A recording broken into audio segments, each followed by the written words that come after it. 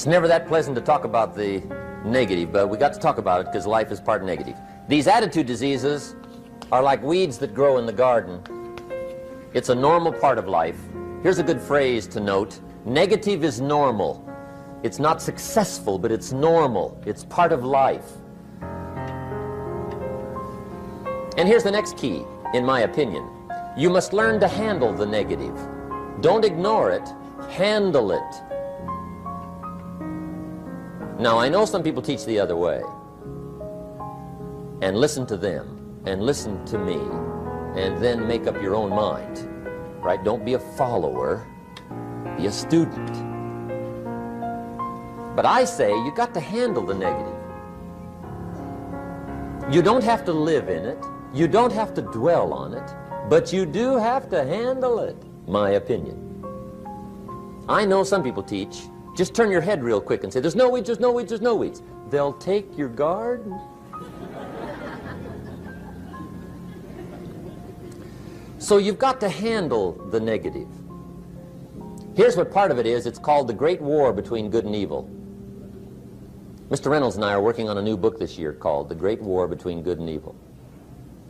And there is a war on. The minute you were born, you got involved in the war between good and evil, between darkness and light, between negative and positive, between evil and good, between tyranny and democracy, between weeds and human activity. I mean, the war is on.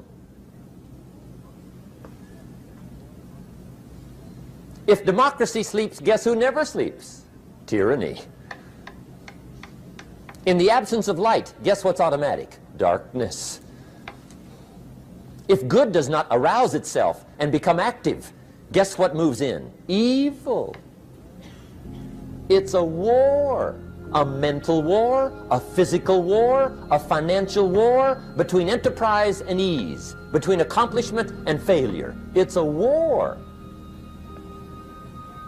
That's why there's an Old Testament phrase that gives the best advice for human activity when it says, 6 days labor, 1 day rest.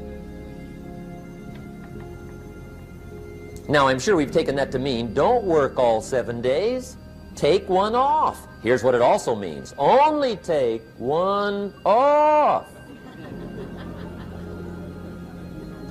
Or you're liable to lose the war. Now, we've got it down to 5 and 2, and maybe that's not too dangerous, I don't know. If God would have thought of 5 and 2, he might have made it 5 and 2, I don't know. You can't think of everything.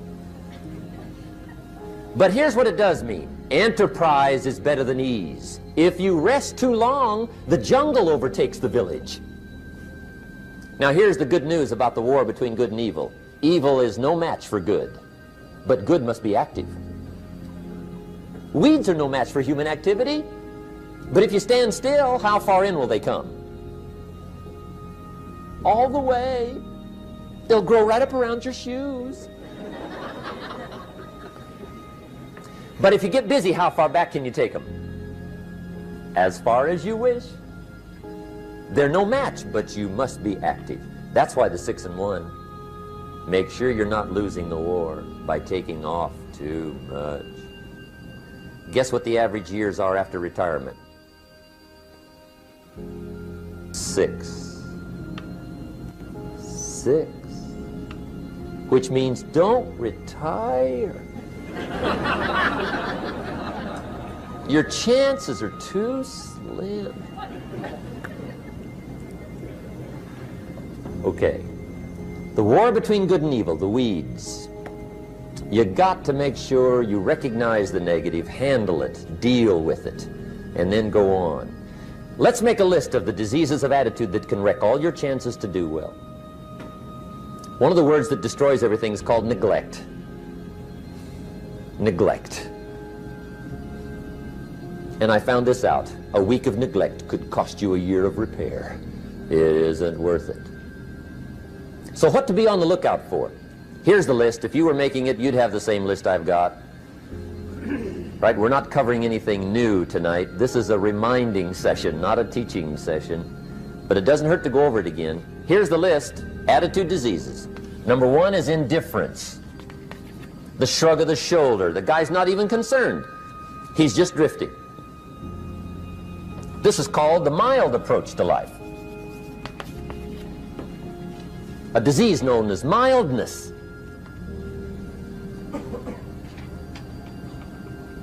The guy says, well, I can't see getting all that worked up.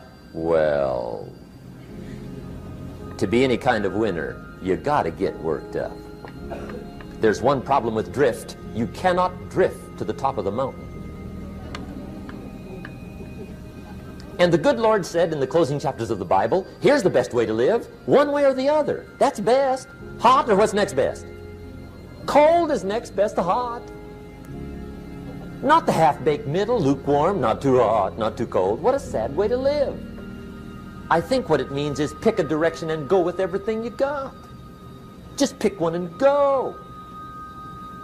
Somebody says, yeah, but what if it's the wrong direction? You'll find out quicker. It won't take you 25 years to wake up and say, oh no, I've been walking the wrong road. I told my staff the other day, next best to prosperity is adversity. If one doesn't get you, pray for the other. We all do better from one of two reasons, inspiration or desperation. And I don't wish anything bad on you tonight, but if you're not inspired, I hope a wagon comes down your rut. Whatever it takes to get you to try harder, read more, set your goals, and go for it. Somebody asked me one time, what quality would I pick if I wanted to work with somebody? And you know what I picked first? Number one, strong feeling. Please, number one, give me somebody that feels strong. About most anything, I don't even care. Just so they believe it. Even if they disagree with me. Wonderful. Just so they disagree vigorously. I'm not saying it's easy to win those kind of people to your point of view, but I'd rather do that than to try to resurrect people from the dead. Pump them up every month, pump them up, pump them up. I pass. The good Lord needs a leader for the early Christians. Remember the early days of the Christians? Not like today. If you were to stand up in the early days and say, I'm a Christian, cut off your head, toss you and your wife in jail, let you rot. I mean, those were ugly days.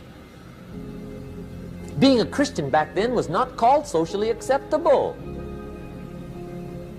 They didn't have 125,000 in the Los Angeles Coliseum to hear Billy Graham on a Sunday afternoon. Not back in those days. Back in those days when the Christians got in the Coliseum, it was a different story, right? I mean, the word was, stay out of the Coliseum, especially on Sunday. Last Sunday was Lions 33, Christians nothing. See, those were mean, tough struggle days for the Christians. Now, when the days are mean and tough and struggling, you got to have some kind of leader. Do you know who the good Lord picked for the leader when the days were mean and ugly? Saul from Tarsus. That's who he picked, Saul. I'll tell you what, I would have picked him.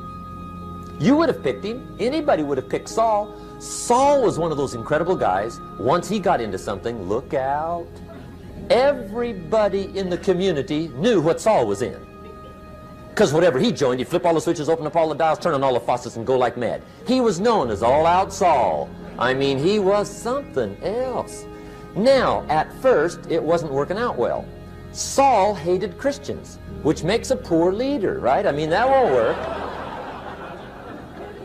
Saul got this bug somewhere about the Christians. He got to hating Christians. And he hated them so bad, every time somebody would say Christian, he'd fly into a rage. And I guess he decided one day, it was his mission in life to get rid of all the Christians. He was Saul anyhow, could do most anything he wanted to. So he got in these letters of authority to go around to the various communities and hunt down the Christians. They said, do whatever you want to with them, Saul, they're unpopular anyhow. Drag them in the streets, whip them, stone them, torture them, kill them. You mention the name Saul from Tarsus to the early Christians, I'll tell you what they would do. They would run, hide, lock the doors, leave town, dive underground. I've been in the catacombs of Rome where they hid. He was mean. I mean, terribly mean.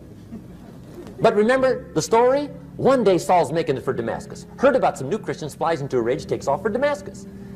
And the story said he was angry. There's a little sentence in the story that says, on his way to Damascus, he was breathing out threatenings and slaughter, which meant he felt rather strong about the idea, right? That's strong, that's strong.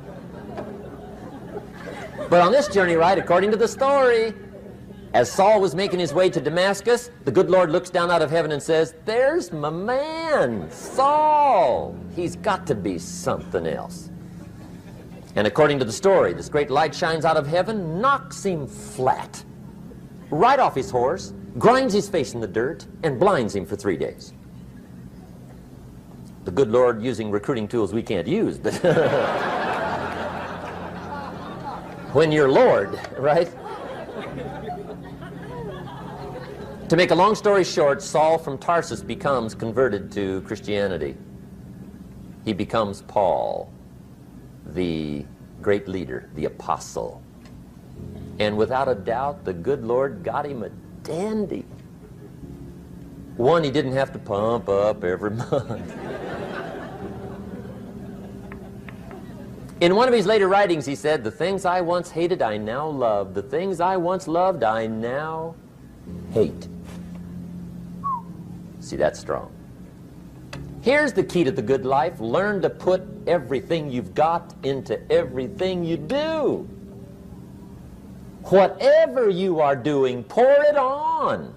It will quickly open up into opportunity or quickly disclose to you that you ought to be doing something else. The delusion is, if I had a better job, I'd really pour it on. See, that's delusion. Wherever you are, pour it on. Don't give somebody half a job for a day's pay. Pour it on. See, that'll help change your life. Get rid of this disease. Here's the next attitude disease, indecision. Mental paralysis. The guy can't make up his mind and it becomes a disease. Pretty soon he knows he's got it. The guy says, well, I know I'm on the fence. But he says, what if I get off on the wrong side? Listen, after a while it doesn't matter. Just get off. Any side will do. A life full of adventure is a life full of many decisions. The ones that turn out to be wrong give you better experience to make better decisions. So don't see how many decisions you can get out of, see how many you can get into. That's where the adventure is. So shake off this disease, indecision. The next one is doubt. Doubt's like a plague. And one of the worst is self-doubt. There are many, but that's one of the worst. The guy doubts himself. Doubts if it'll last that long for him. Doubts if he can do that well. Doubts if he can make that much. Doubts if he can accomplish all that. A chronic, excellent self-doubter. You can imagine what damage that does to your future. So here's the key. Turn this coin over and become a believer. And there's many things to believe in. One of the majors is yourself. The understanding of self-worth is the beginning of progress. Now, if those three don't get you, this one will. Worry. That's a devastating disease. Worry. Worry causes health problems, social problems, personal problems, family problems. It's devastating. Worry long enough, it'll drop you to your knees. Could reduce you to begging. I know how bad this one is. I used to have it bad. I used to be known as a super worrier. Not a super warrior. No, super worrier. My family wished I'd have been a warrior. I got those years to make up for. But I'll tell you what. My advice to you is do what I finally did on worry. Give it up. Who needs it? I'm not saying it's easy. I'm saying it's worth it. It took me almost 1 year to kick the worry habit, and it was not an easy year. It was one of the toughest years I ever spent, but I finally got that monkey off my back. And I discovered you could live the most incredible life free of worry. Not free of challenge, not free of difficulty, free of worry. I learned how to do it, and you can. Here's the next attitude disease. Over-caution. Some people never will have much. They're too cautious. Now, you can also be too reckless, but you can also be too cautious. This is called the timid approach to life. And my caution was always the risk. Risk used to drive me right up the wall. I used to say, what if this happens? It's called the language of the poor. What if this happens? And on top of that, if this was to happen, look at the fix I'd be in. I better not try. I could always ace myself out. Then I'll tell you what changed my whole life when I finally discovered it's all risky. The minute you were born, it got risky. If you think trying is risky, wait till they hand you the bill for not trying. If you think investing is risky, wait till you get the tab for not investing. See, it's all risky. Getting married is risky. Having children is risky. Going into business is risky. Investing your money is risky. It's all risky. I'll tell you how risky life is. You're not going to get out alive. That's risky. The Englishman says, well, if that's the way it's going to work out, let's give it a go. Right, that's what it's for. Give it a go. Somebody says, yeah, but I'm looking for safety and security. Fine, then huddle in a corner. We'll cover you with a sheet, bring you 3 meals a day. And we'll protect you, feed you, look after you, care for you. We won't let anything happen to you. And you'll probably live to be 100. The guy said, well, yeah, I'd live to be 100. But what a way to live. Right. What a way to live, safe and secure. Don't ask for security. Ask for adventure. Better to live 30 years full of adventure than 100 years safe in the corner. And see, it's not important how long you live. What's important is how you live. Here's the next attitude disease. We're almost through with this motley list. In fact, we're almost through. Hang on. The next one is pessimism. Pessimism, the deadly disease of always looking on the bad side, the problem side, the difficult side, checking all the reasons why it can't be done. The poor pessimist leads an ugly life. He doesn't try to figure out what's right. He tries to figure out what's wrong. He doesn't look for virtue. He looks for faults. And when he finds them, he's delighted. How ugly. This is the poor guy who looks through the window, doesn't see the sunset. He sees the specks on the window.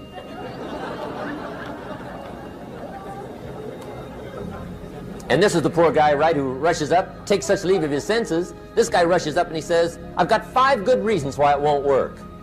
He's so dumb he doesn't know all he needs 1. He's got 5.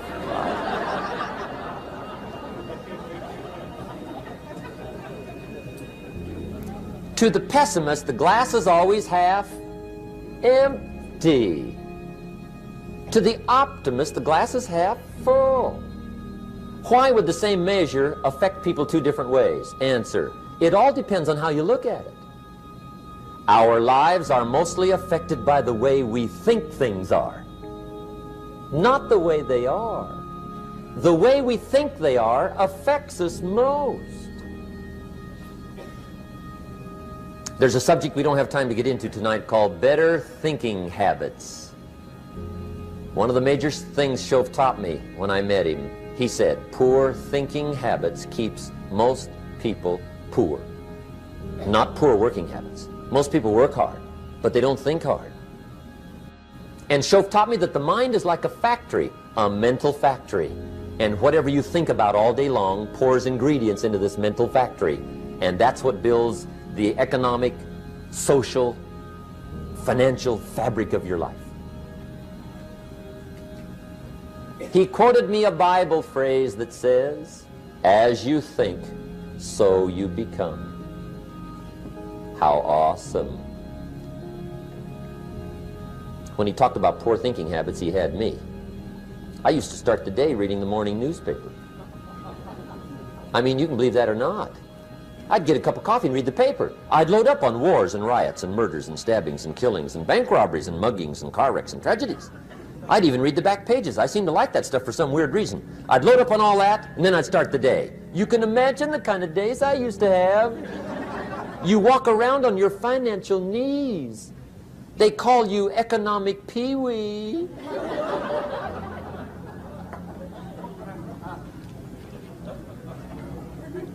The guy says, I want to be a great leader. Wonderful. The first thing we do is follow him to his house. When we get there, we walk in and check his library, number one. Somebody says, well, why check his library? The reason is because what a man reads pours massive ingredients into his mental factory, and the fabric of his life is built from those ingredients. You would not believe what some people have got in their house to read.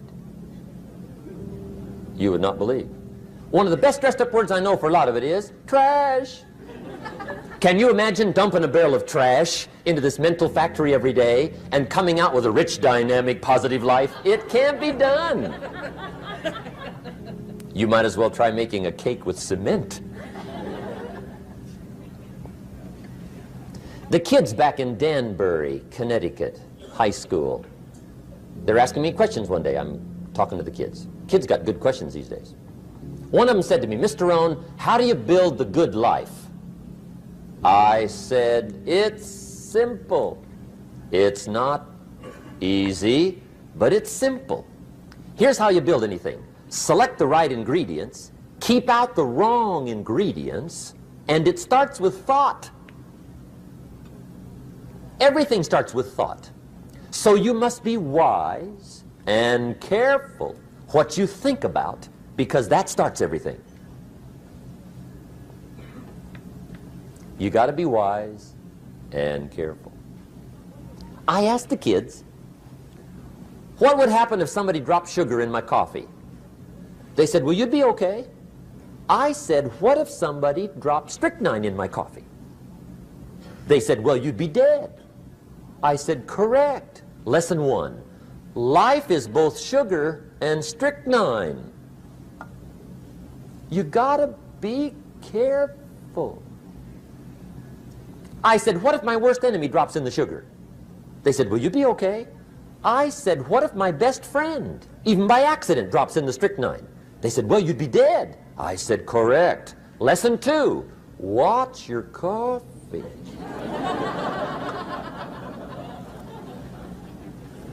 You got to be careful. See, it doesn't matter who hands you the bad stuff.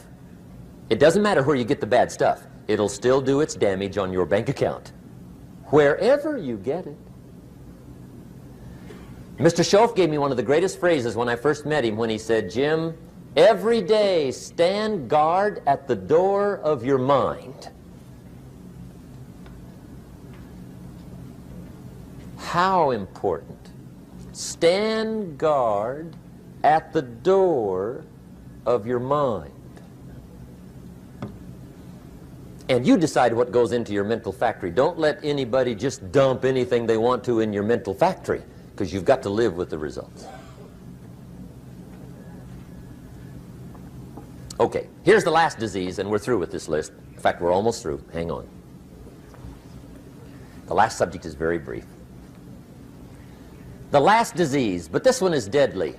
Engage in this one, indulge in it even slightly, and you might as well forget the future, because it's going to forget you. Complaining, crying, whining, griping, a Bible word called murmuring. See, that'll ace your future. Spend 5 minutes complaining, and you have wasted 5. And you may have begun what's known as economic cancer of the bone. Surely they will soon haul you off into a financial desert and there let you choke on the dust of your own regret. I hope I said that well, so you won't forget. It's a deadly disease. If you don't think it's bad, ask the children of Israel of Old Testament fame. Typical of us all, their story just happened to get in the book. Story says, children of Israel were slaves. God performed a series of dazzling miracles and got them out. And now they're heading for the promised land. Remember the story? heading for the promised land. Tragedy of the story, they never got there. Reason, from day one, they started to complain. They griped about the water. They griped about the weather. They whined and cried and griped about the food. They griped about the leadership. They whined and cried because it was too far, too cold, too hot, too difficult, too miserable. I mean, they whined and cried for years. Finally, God said, "I've had it, trip canceled." Or something like that. The story says they died in the desert, never got to the promised land. Which I think means two things. Indulge in this long enough, you get your future canceled. And I guess it also means even God himself can only take so much.